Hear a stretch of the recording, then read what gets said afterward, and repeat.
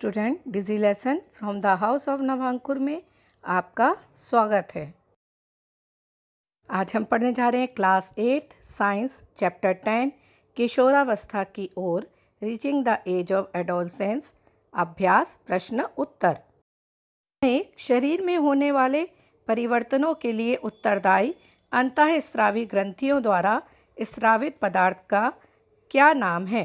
उत्तर, शरीर में होने वाले परिवर्तनों के लिए उत्तरदायी अंतःस्रावी ग्रंथियों द्वारा स्रावित पदार्थ का नाम हार्मोन है।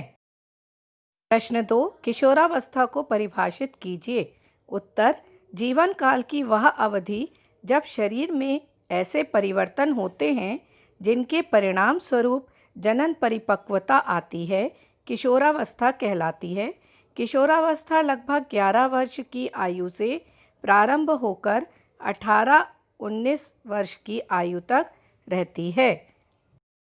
प्रश्न 3, ऋतुस्राव क्या है, वर्णन कीजिए। उत्तर, स्त्रियों में यौवनारंभ पर अंडाणु परिपक्व होने लगते हैं। अंडाणुओं में एक अंडाणु परिपक्व होता है तथा लगभग 28 से 30 दिनों के अंतराल पर किसी एक अंडाशय द्वारा निर्मोचित होता है। इस अवधि में गर्भाशय की दीवार मोटी हो जाती है जिससे वह अंडाणु के निषेचन के पश्चात युग्मनज को ग्रहण कर सके। यदि अंडाणु का निषेचन नहीं होता तो अंडाणु तथा गर्भाशय का मोटा स्तर उसकी रुधिर वाहिकाओं सहित निस्तारित हो जाता है। इससे स्त्रियों में रक्तस्राव होता है जिसे ऋतुस्राव अथवा रजोधर्म कहते हैं। प्रश्न 4, यौवनारंभ के समय होने वाले शारीरिक परिवर्तनों की सूची बनाइए। उत्तर, यौवनारंभ के समय होने वाले शारीरिक परिवर्तनों की सूची। पहला, लंबाई में वृद्धि। दूसरा, शारीरिक आकृति में परिवर्तन। तीसरा, स्वर में परिवर्तन। चौथा, स्वेद एवं तेल ग्रंथियों की क्रियाशीलता में वृद्धि। पांचवा, जनन अंगों का विकास। और छठवां होगा मानसिक, बौद्धिक एवं संवेदात्मक परिपक्वता। प्रश्न 5, 2 कॉलम वाली एक सारणी बनाइए जिसमें अंतःस्रावी ग्रंथियों के नाम तथा उनके द्वारा स्रावित हार्मोन के नाम दर्शाए गए हों। अंतःस्रावी ग्रंथियों के नाम दूसरे कॉलम में लिखेंगे स्रावित हार्मोन। नाम पहला है पीयूष ग्रंथि अथवा पिट्यूटरी ग्रंथि। इससे स्रावित हार्मोन है, अनेक हार्मोन स्रावित करती है जिसमें वृद्धि हार्मोन तथा लैंगिक उद्दीपन हार्मोन होते हैं। दूसरा है थायराइड अंतःस्रावी ग्रंथि। इसमें हार्मोन स्रावित करती है थायरॉक्सिन हार्मोन। तीसरा है एड्रिनल अंतःस्रावी ग्रंथि। ये कौन सा हार्मोन करती है स्रावित? एड्रीनोलिन हार्मोन। चौथा है वृषण जो टेस्टोस्टेरोन हार्मोन, जिसे पौरुष हार्मोन भी कहते हैं, स्रावित करती है। पांचवी अंतःस्रावी ग्रंथि है अंडाशय जो एस्ट्रोजन हार्मोन, जिसे स्त्री हार्मोन भी कहते हैं, स्रावित करती है। छठवीं है पैंक्रियाज जो कि इंसुलिन हार्मोन को स्रावित करती है। प्रश्न 6, लिंग हार्मोन क्या है, उनका नामकरण इस प्रकार क्यों किया गया, उनके प्रकार बताइए। उत्तर, हमारे शरीर में अंतःस्रावी ग्रंथियां वृषण, अंडाशय, लैंगिक हार्मोन स्रावित करते हैं।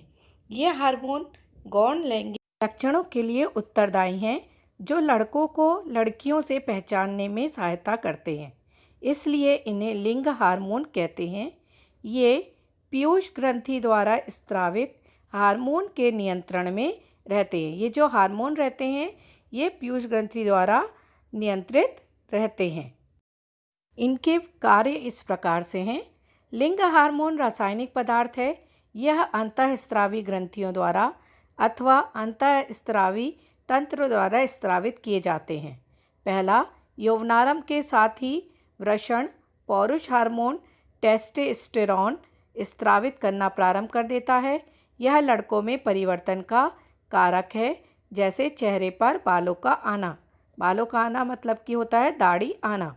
दूसरा, यौवनारंभ के साथ लड़कियों में अंडाशय स्त्री हार्मोन एस्ट्रोजन स्रावित करना प्रारंभ कर देता है, जिससे स्तन एवं दुग्ध ग्रंथियां विकसित हो जाती हैं। इन हार्मोनों के उत्पादन का नियंत्रण पीयूष ग्रंथि द्वारा स्रावित हार्मोन द्वारा होता है। प्रश्न 7, सही विकल्प चुनिए। चलिए देखते हैं। किशोर को सचेत रहना चाहिए कि वह क्या खा रहे हैं, क्योंकि इनके विकल्प हैं। पहला, उचित भोजन से उनके मस्तिष्क का विकास होता है। दूसरा, शरीर में तीव्र गति से होने वाली वृद्धि के लिए उचित आहार की आवश्यकता होती है। तीसरा, किशोर को हर समय भूख लगती है। चौथा, किशोर में स्वाद कलिकाएं ग्रंथियाएं भली भांति विकसित होती हैं। इसका सही उत्तर होगा दूसरा, शरीर में तीव्र गति से होने वाली वृद्धि के लिए उचित आहार की आवश्यकता होती है। आप सभी को संतुलित भोजन करना चाहिए। खा विकल्प देखते हैं। स्त्रियों में जनन आयु काल का प्रारंभ उस समय होता है जब उनके पहला, ऋतुस्राव प्रारंभ होता है। दूसरा, स्तन विकसित होना प्रारंभ करते हैं। तीसरा, शारीरिक भार में वृद्धि होने लगती है। चौथा, शरीर की लंबाई बढ़ती है। तो इसका सही उत्तर होगा ऋतुस्राव प्रारंभ होता है। चलिए गा विकल्प देखते हैं। निम्न में से कौन सा आहार किशोर के लिए सर्वोचित है? पहला, चिप्स, नूडल्स, कोक। दूसरा, रोटी, दाल, सब्जियां। तीसरा, चावल, नूडल्स, बर्गर। चौथा, शाकाहारी टिक्की, चिप्स तथा लेमन पेय। इसका सही उत्तर होगा दूसरा, रोटी, दाल, सब्जियां। यानी कि ये कौन सा आहार हुआ? संतुलित आहार।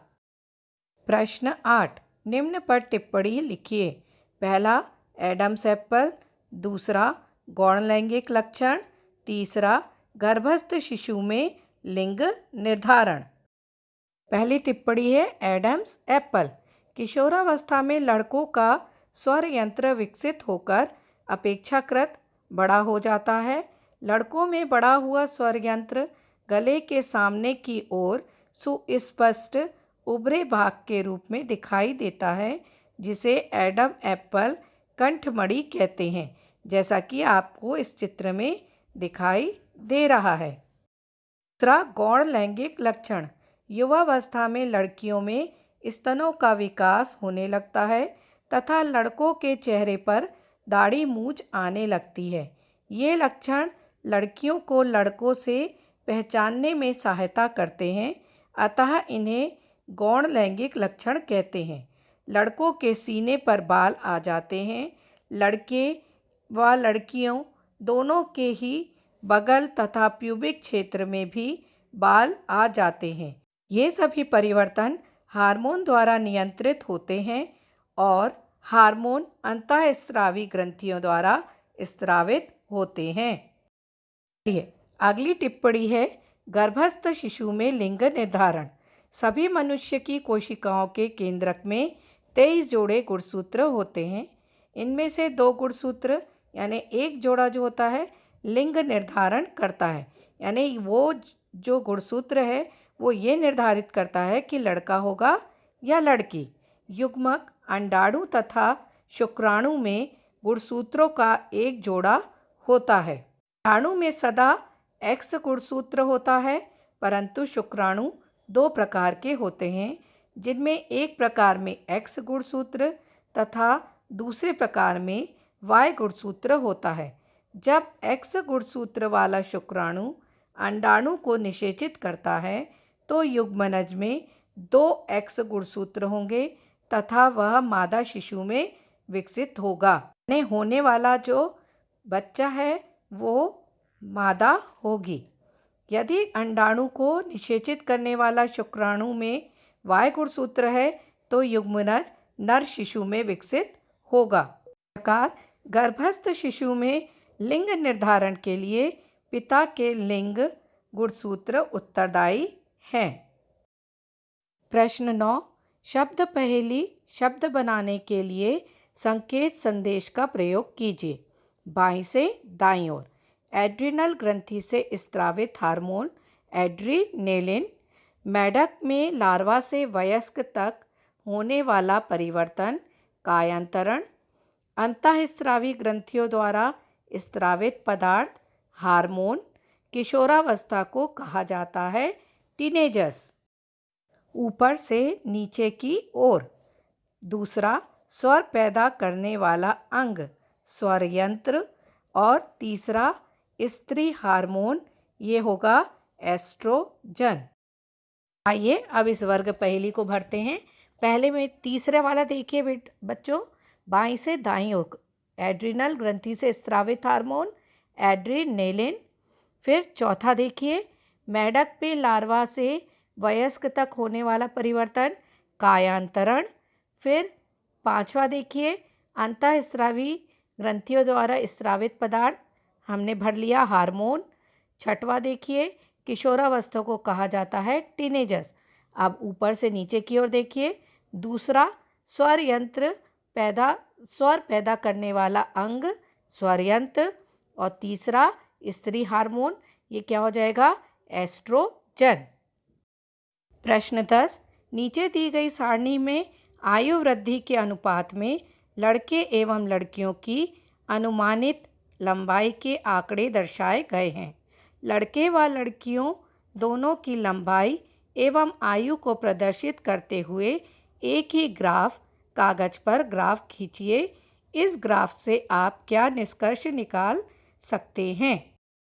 आइए इस सारणी का अध्ययन करते हैं। आयु वर्षों में, लंबाई सेंटीमीटर में।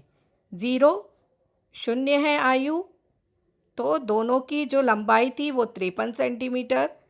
4 वर्ष आयु है तो लड़के की जो है लंबाई हो गई 96 और लड़की की है वो 92। फिर 8 वर्ष की आयु को जब पार किया तो लड़के की लंबाई जो है वो है 114 सेंटीमीटर, लड़कियों की है 110 सेंटीमीटर।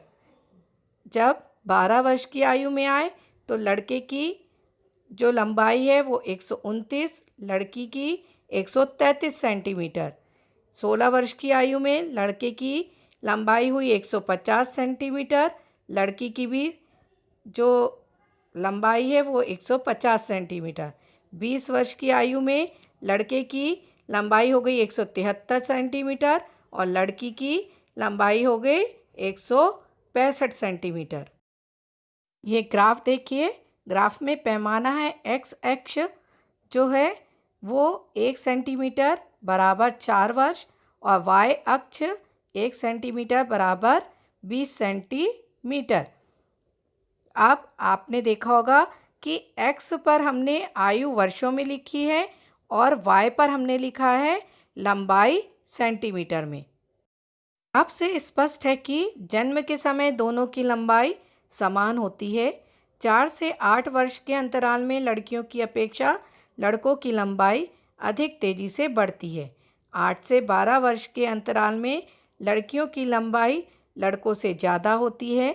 16 वर्ष तक पहुँचते पहुँचते दोनों की लंबाई समान हो जाती है, परंतु 16 से 20 वर्ष की आयु में लड़कों की लंबाई लड़कियों की लंबाई से अधिक हो जाती है। इस प्रकार आप समझ गए होंगे कि 4 से 8 वर्ष में तथा 16 से 20 वर्ष में के बीच में लड़कों की लंबाई लड़कियों से अधिक हो रही है। आप इस पाठ को अच्छे से पढ़िएगा, समझिएगा और लिखिएगा। Thank you for watching.